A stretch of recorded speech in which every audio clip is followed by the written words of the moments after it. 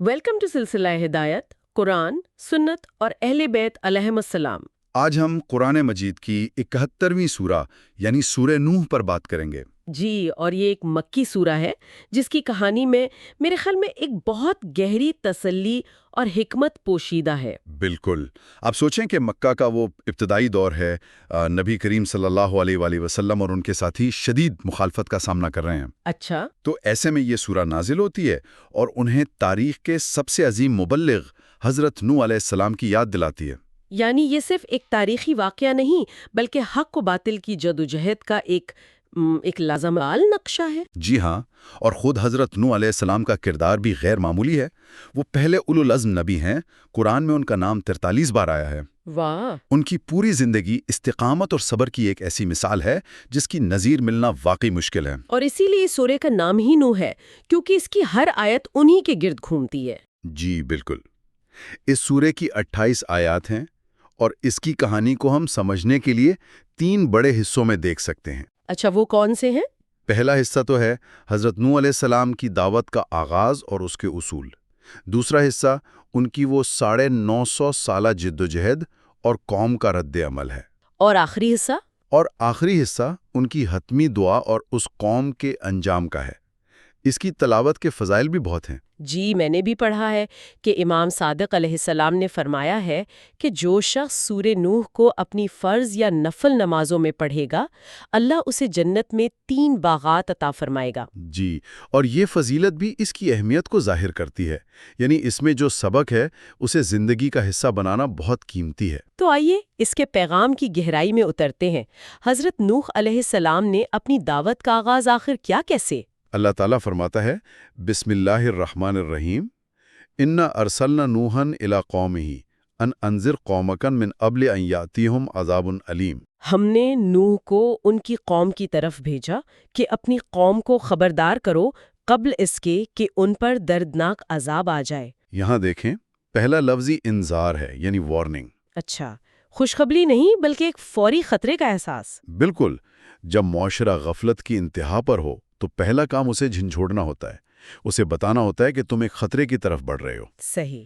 اور اس وارننگ کے بعد حضرت نوح علیہ السلام نے اپنی دعوت کا خلاصہ 3 نکات میں پیش کیا۔ قال یا قومی انی لکم نذیر مبین ان اعبدوا اللہ واتقوہ واطیعونی۔ انہوں نے کہا، اے میری قوم، میں تمہیں واضح طور پر خبردار کرنے والا ہوں کہ اللہ کی بندگی کرو، اس سے ڈرو اور میری اطاعت کرو۔ جی، یہ 3 ستون ہیں: توحید، تقوی اور رسالت پر ایمان۔ اور اس کے بدلے میں وعدہ کیا تھا؟ اس کے بدلے میں 2 بڑے وعدے کیے: یغفر لکم من ذنوبکم ویؤخرکم الی اجل مسمی۔ وہ تمہارے گناہوں کو بخش دے گا اور ایک مقررہ وقت تک تمہیں مہلت دے گا۔ پہلا وعدہ تو سمجھ میں آتا ہے، گناہوں کی معافی یعنی روحانی نجات۔ لیکن یہ دوسرا وعدہ، ایک مقررہ وقت تک مہلت دینا، یہ بڑا گہرا ہے۔ جی، مطلب یہ کہ ایمان لانے کا تعلق صرف آخرت سے نہیں بلکہ دنیاوی زندگی پر بھی اس کا سیدھا اثر پڑتا ہے۔ آپ نے بالکل صحیح نقطہ پکڑا۔ مفسرین یہاں اجل یعنی موت کی 2 قسمیں بیان کرتے ہیں۔ اچھا، ایک ہے اجل مسمى جو حتمی وقت ہے، وہ ٹل نہیں سکتا۔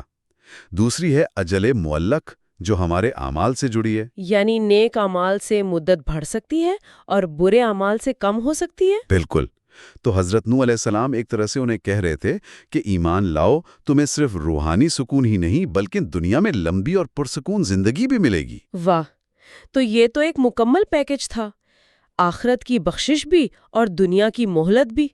ایسی پیشکش پر تو سب کو فوراً مان جانا چاہیے تھا۔ یہی تو اس کہانی کا سب سے حیران کن پہلو ہے۔ آپ سوچیں گی کہ یہ ایک زبردست پیشکش تھی، لیکن جو جواب ملا وہ انسانی ہٹ دھرمی کا ایک چونکا دینے والا سبق ہے۔ حضرت نوح علیہ السلام خود اللہ سے عرض کرتے ہیں، کیا کہتے ہیں وہ؟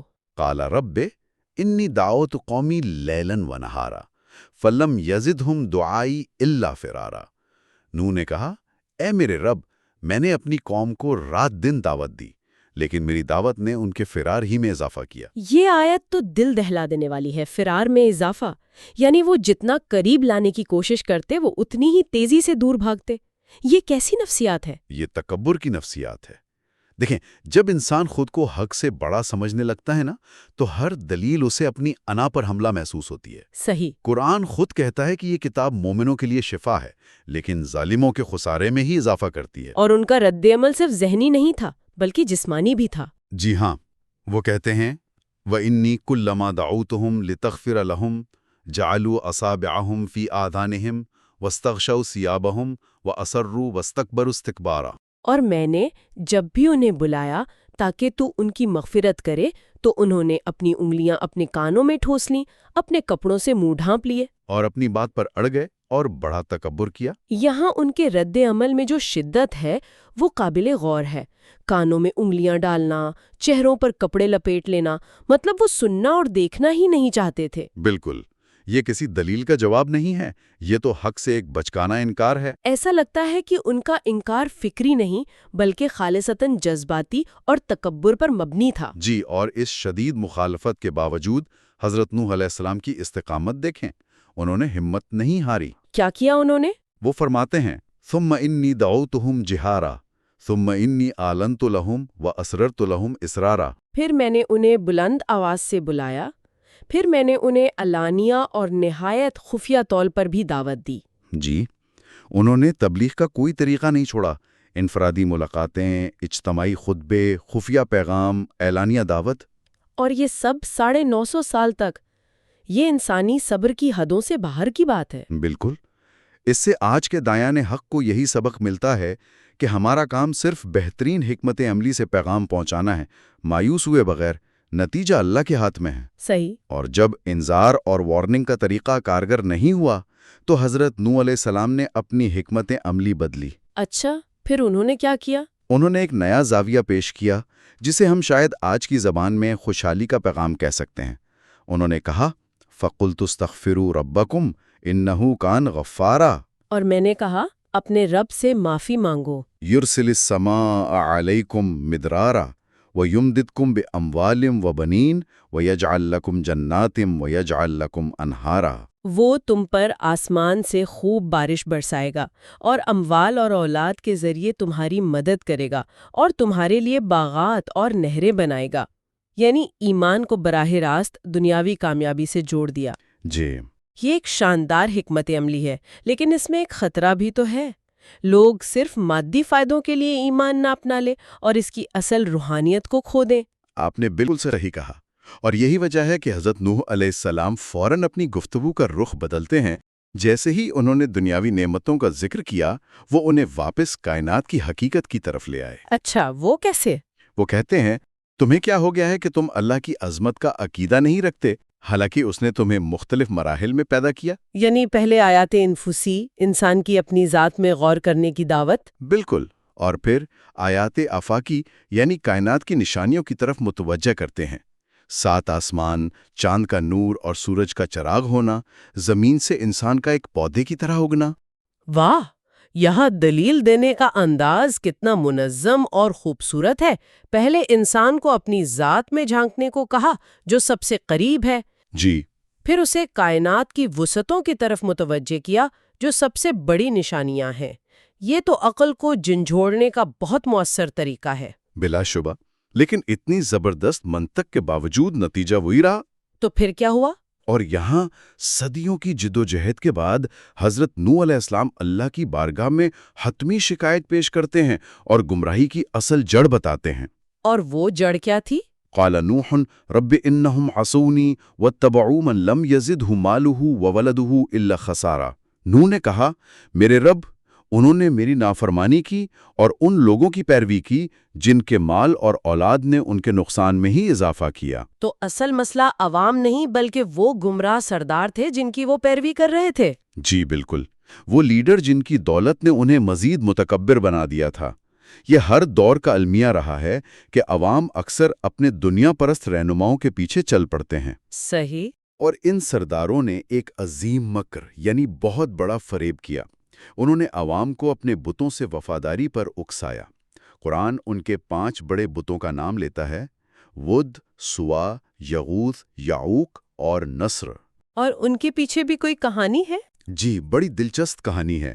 روایات بتاتی ہیں کہ یہ اصل میں کوئی دیوتا نہیں تھے بلکہ یہ نیک اور صالح لوگ تھے۔ اچھا، جب ان کا انتقال ہوا تو لوگوں نے ان کی یاد میں مجسمے بنائے، لیکن وقت گزرنے کے ساتھ اگلی نسلیں ان مجسموں کا اصل مقصد بھول گئیں اور ان کی پوجا شروع کر دی۔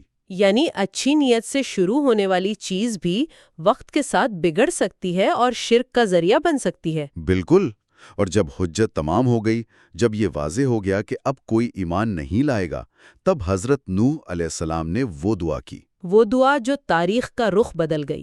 جی، اور یہ غصے یا انتقام کی دعا نہیں تھی، بلکہ اللہ کے حکم کے بعد تھی۔ سورہ ہود میں اللہ نے وحی کر دی تھی کہ اب کوئی ایمان نہیں لائے گا، تب انہوں نے دعا کی۔ وقال نوح رب لا تذر على الارض من الكافرین دیارا۔ اور نوح نے کہا، میرے رب، روئے زمین پر کافروں میں سے کسی ایک کو بھی باقی نہ چھوڑ۔ انک ان تذرهم يضلوا عبادك ولا يلدوا الا فاجرا كفارا۔ اگر تو انہیں چھوڑ دے گا تو وہ تیرے بندوں کو گمراہ کریں گے، اور یہ لوگ صرف بدکار اور کافر اولادی پیدا کریں گے۔ ایک نبی کی بد دعا بہت سنگین معاملہ ہے، لیکن اس کی وجہ ذاتی انتقام نہیں تھی۔ بلکہ آنے والی نسلوں کی بھلائی تھی۔ وہ کہہ رہے تھے کہ یہ معاشرہ اس حد تک خراب ہو چکا ہے کہ اب اس سے صرف فساد ہی پیدا ہوگا۔ جی، انسانیت کی بقا کے لیے اس سرطانی حصے کو کاٹنا ضروری تھا۔ یہ ایک بہت بڑا اور مشکل فیصلہ تھا۔ بالکل، یہ ایک طرح کی روحانی سرجری تھی، اور اس سخت دعا کے فوراً بعد ان کی شخصیت کا ایک اور پہلو سامنے آتا ہے۔ وہ اپنے والدین اور قیامت تک آنے والے تمام مومنوں کے لیے دعا کرتے ہیں۔ کون سی دعا؟ رب اغفر لی ولوالدی ولمن دخل بیتی مؤمنا وللمؤمنین وللمؤمنات۔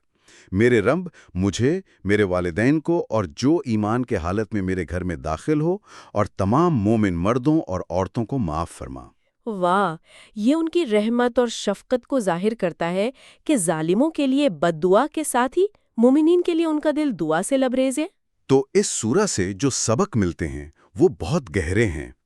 ایک طرف 950 سال کی استقامت ہے، دوسری طرف دعوت کی حکمت ہے کہ کب وارننگ دینی ہے اور کب ترغیب دینی ہے، اور تیسری طرف حق کو رد کرنے کی نفسیات ہے کہ تکبر انسان کو کیسے اندھا کر دیتا ہے۔ خلاصہ یہ ہے کہ سورہ نوح صبر، حکمت اور اللہ پر غیر متزلزل یقین کی داستان ہے۔ جی، یہ ہمیں سکھاتی ہے کہ دائی کا کام مایوس ہونا نہیں، بلکہ ہر ممکن کوشش کرنا ہے۔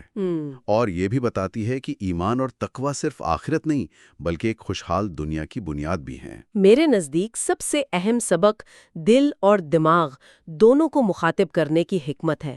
حضرت نوح علیہ السلام نے صرف جذبات کو نہیں پکارا، بلکہ دلائل دے کر عقل کو بھی دعوت فکر دی۔ بالکل، اور آخر میں سامعین کے لیے غور و فکر کا ایک نقطہ چھوڑ جاتے ہیں۔ جی ضرور۔ حضرت نوح علیہ السلام کی دعا، اور یہ لوگ صرف بدکار کافر اولاد ہی پیدا کریں گے، اس بات کی طرف اشارہ کرتی ہے کہ ماحول اور تربیت کا نسلوں پر کتنا گہرا اثر ہوتا ہے۔ صحیح۔ تو سوال یہ ہے کہ آج کے دور میں ہم اپنے اور اپنی آنے والی نسلوں کے لیے ایسا کون سا گھر یا ماحول بنا رہے ہیں جو ایمان کو پروان چڑھائے، نہ کہ اسے ختم کر دے۔